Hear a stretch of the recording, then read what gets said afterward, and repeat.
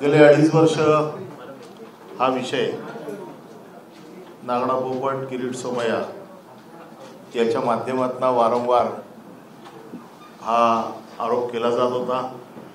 ज्यावेळेला हे प्रकरण सुप्रीम कोर्टात आलं त्यावेळेला सुप्रीम कोर्टामध्ये न्यायमूर्ती ओक साहेबांनी दोनच प्रश्न विचारले की या प्रकरणात गुन्हा काय, प्रोसिड ऑफ क्राईम काय आणि तुम्ही यांना इतके दिवस आतमध्ये का ठेवलं।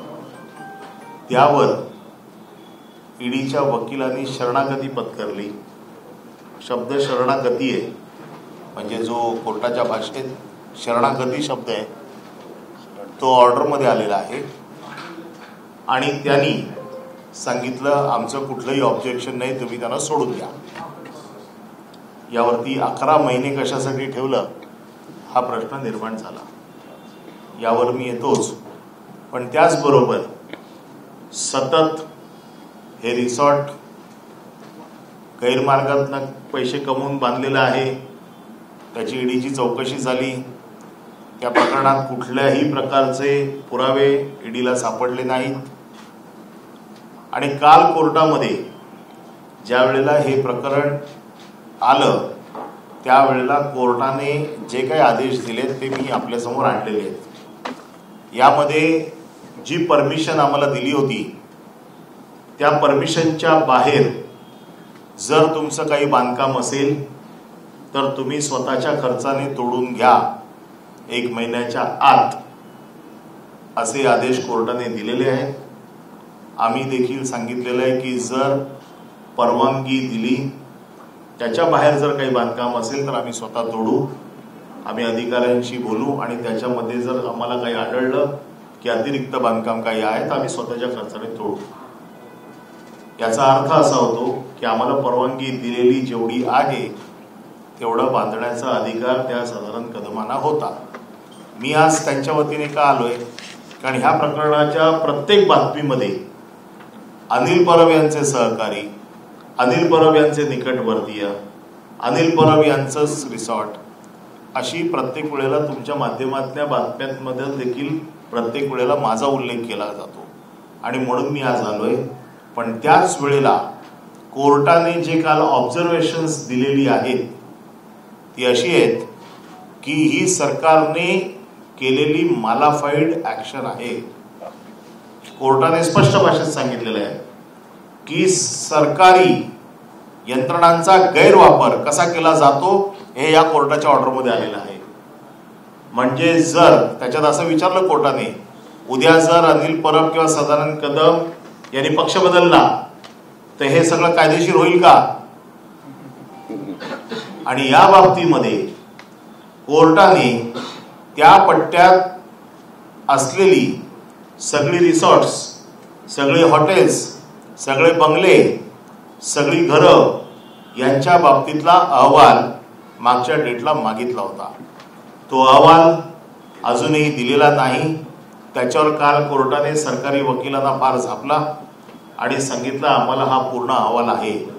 एका केंद्रीय मंत्र्याचा बंगला पाण्यात आहे। कोर्टाने काल असंही सांगितलं आम्हाला ते माहिती आहे, परंतु तुम्ही सोयीस्कररित्या तुम्हाला ज्यांना त्रास द्यायचा आहे तेवढ्याच लोकांची प्रकरणं फक्त घेऊन पुढे जात आहेत। ही कोर्टाची कालची ऑब्झर्वेशन्स होती। आम्ही जो वारंवार आरोप करत होतो की हे सूडबुद्धीने जे विरोधातले लोक आहेत, जे त्यांना दबत नाहीत, जे त्यांना शरण जात नाहीत, अशा लोकांवरती कारवाई होते, त्याच्यावरती काल कोर्टाने शिक्कामोर्तब केलेला आहे। आणि म्हणून कोर्टाने सांगितलं जरी उद्या यांनी पक्ष बदलला तरी देखील जर यांची कारवाई असेल तर ती झाली पाहिजे, अशा प्रकारची ऑर्डर काल कोर्टाने केलेली आहे। हे खास सांगण्याचं कारण आपल्याला की ज्या पद्धतीने सरकार दबाव लावते यंत्रणांचा वापर करून, माणसं सरेंडर झाली, त्यांच्या पक्षात गेली की त्यांची भूमिका बदलते। एका केंद्रीय मंत्र्याचा उल्लेख त्याच्यामध्ये आहे की त्यांच्यावरती झालेली कारवाई सरकारी पक्षाने कशी दाबली किंवा कशा पद्धतीने। आणि आज आपल्याला माहिती आहे की कोर्टाने पुढच्या डेटला म्हणजे 15 एप्रिलला रत्नागिरी, सिंधुदुर्ग, रायगड परिसरामध्ये कोस्टल झोनचं व्हायोलेशन झालेल्या जेवढी पण प्रकरणं आहेत या सगळ्या प्रकरणांचा तपशील मागितलेला आहे आणि सांगितलंय या रिसॉर्टवर जर कारवाई होणार असेल तर सगळ्या रिसॉर्टवरती कारवाई झाली पाहिजे. याचा अर्थ या किरीट सोमय्याच्या तक्रारीमुळे जे कोकणातलं पर्यटन काही जण पुढे मागे असतील हे सगळं पर्यटन उखडून काढण्याचं काम आणि त्याचं पाप हे या किरीट सोमय्या नामक नागड्या पोपटावरती जातं. आणि म्हणून हे सगळ्यांना कळावं की कशा पद्धतीने खोट्या कारवाया केल्या जातात. आणि कोर्टाला देखील माझे हात जोडून विनंती आहे की आमच्या आयुष्याची काही वर्ष ही या सगळ्या भानगडीत फुकट जातात. एक माणूस कारण नसताना सुप्रीम कोर्टात त्याला सांगितलं जातं की त्याला सोडून द्या, आमचा काय आक्षेप नाहीये. मग 11 महिने त्याच्या आयुष्यातले जे वाया गेले याची जबाबदारी कोण घेणार? गेले 2.5 वर्ष माझ्या नावाने जे बोंबलले, माझ्या घरच्यांना जो त्रास झाला, मी पहिल्या दिवशी इथेच बाळासाहेबांची शपथ घेऊन सांगितलं होतं की आम्ही काही चुकीचं केलेलं नाही. परंतु गेले 2.5 वर्ष सगळ्या चौकशांना सामोरं जावं लागलं, सगळ्या यंत्रणांना सामोरं जावं लागलं. मानसिक, आर्थिक, सगळ्या प्रकारचा शारीरिक त्रास, सामाजिक, आणि आम्हाला चोर ठरवण्याचं काम ज्या लोकांनी केलं त्यांनी याची उत्तरं दिली पाहिजे.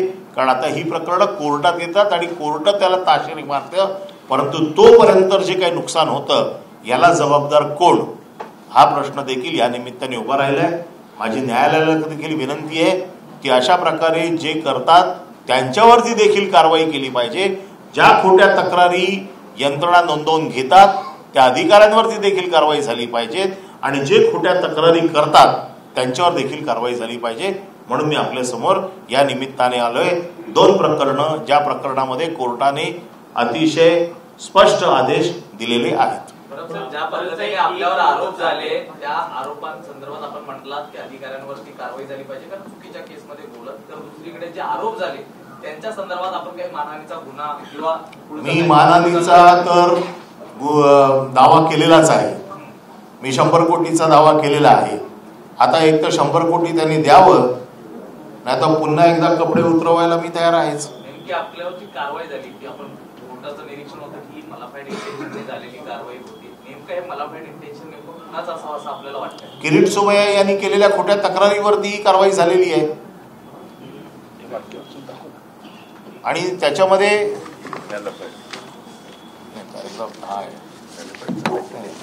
ऑर्डरमध्ये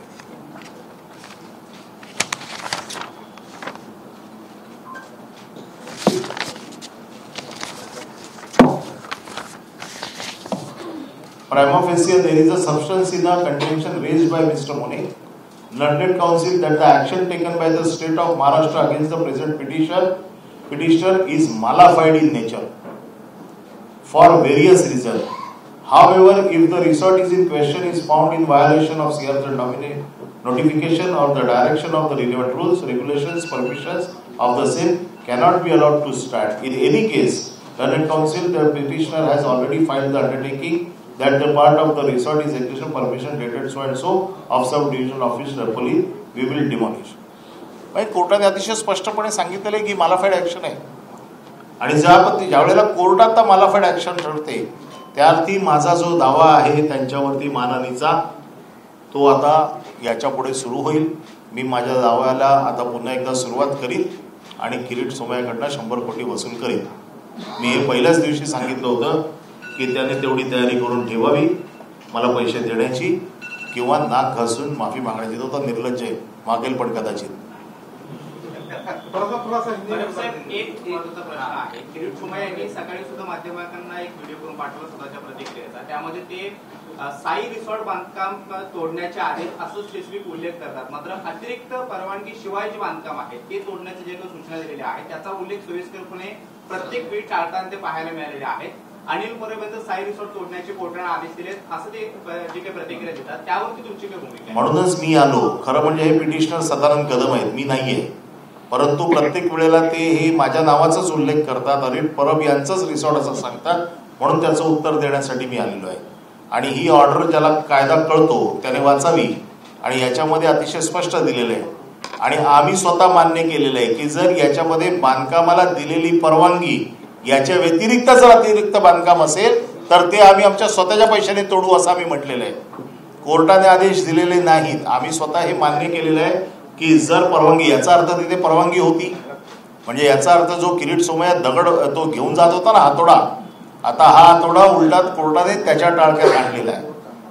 आणि त्यामुळे हा जो काय अतिरिक्त जर बांधकाम असेल तर ते तोडायची आम्हीच मागणी मान्य केलेली आहे. आणि किरीट सोमय्यांचे वारंवार सांगतात आणि त्याला प्रसिद्धी मिळते आणि म्हणून मी आज इतक्या दिवसांनी शेवटी हे सिद्ध झाल्यावरती आपल्या समोर आलेलो आहे.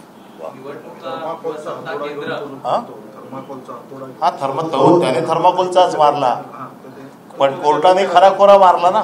निवडणुका किंवा सत्ता केंद्र हे डोळ्यासमोर ठेवूनच या संपूर्ण कारवाया झालेल्या आहेत का? तपास यंत्रणांचा चुकीचा पद्धतीने वापर झालाय का? तपास यंत्रणांचा वापर विरोधी पक्षाच्या फक्त लोकांसाठी केला जातो आणि विशेषतः जे झुकत नाहीत, जे दबत नाहीत अशा लोकांच्या विरोधात जास्त प्रभावाने केला जातो. घाबरवून लोकांना दाबणं हाच त्याच्या पाठीमागचा मूळ उद्देश असतो. कदाचित मी जर गेलो असतो दुसऱ्या पक्षात तर हे रिसॉर्ट अजून 5 मजले वाढवायला परवानगी मिळाली असती. मुंबई उच्च न्यायालयाने प्रदीप शर्मा यांच्या विरोधात जो गुन्हा होता कन्व्हिक्शन कायम ठेवलेला आहे. सत्र न्यायालयाने त्याला सिद्ध केला हायकोर्टाने आणि जन्मठेपेची शिक्षा कायम ठेवली. नाही, याच्या बाबतीत आम्हाला जास्त काही माहिती नाही त्याच्यामुळे त्यावरती बोलणं आम्ही उचित ठरवणार नाही. दुसरीकडे महाविकास आघाडी पॉलिटिकल राजकीय प्रश्नांकडे येतोय की महाविकास आघाडीचा नाही, आजही विशेषतः ही पत्रकार परिषद घोसाळकर साहेबांची होती आणि हा विषय मी मुद्दामून आजच ऑर्डर झाली म्हणून तुमच्या समोर दाखवला. बाकीचे प्रश्न रेग्युलर पत्रकार परिषद.